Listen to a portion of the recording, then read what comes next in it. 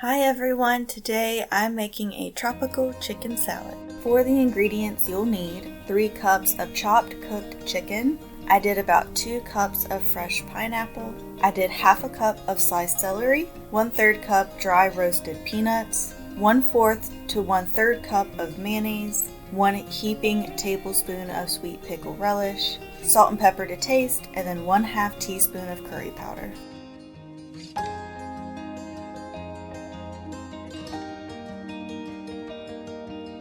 So when I saw this recipe in one of my cookbooks, it really piqued my interest and I knew I had to try it. But I wasn't sure how the flavor would be and how things would turn out. But I gotta say, it is actually a really good chicken salad. I think using the fresh pineapple kind of helps brighten it up. I'm not sure it would be the same if you use canned, so just keep that in mind. But it was really good. It had a very subtle flavor from the curry. It's not overwhelming in your face.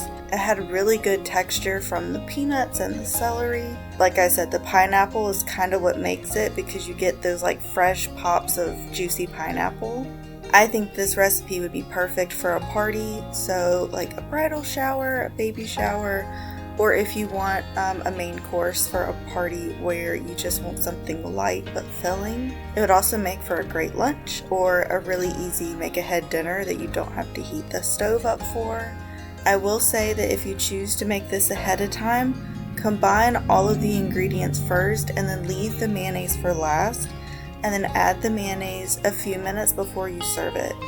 And the main reason is because the fresh pineapple does give liquid to the mixture, and if you mix the mayonnaise with the pineapple and then let it sit, it does make the mayonnaise a little too watery.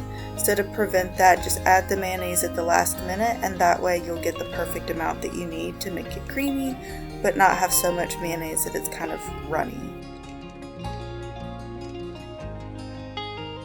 But that was it for today's video. I hope you guys liked seeing this different recipe. I was really excited to try it. And leave a comment down below if you would try this recipe or let me know what you thought about it. And as always, if you want to see more vintage recipes, make sure to subscribe, hit that like button, and hit that notification bell so you're reminded when I put out videos. I'll see you all back here next time on Vintage Cookery.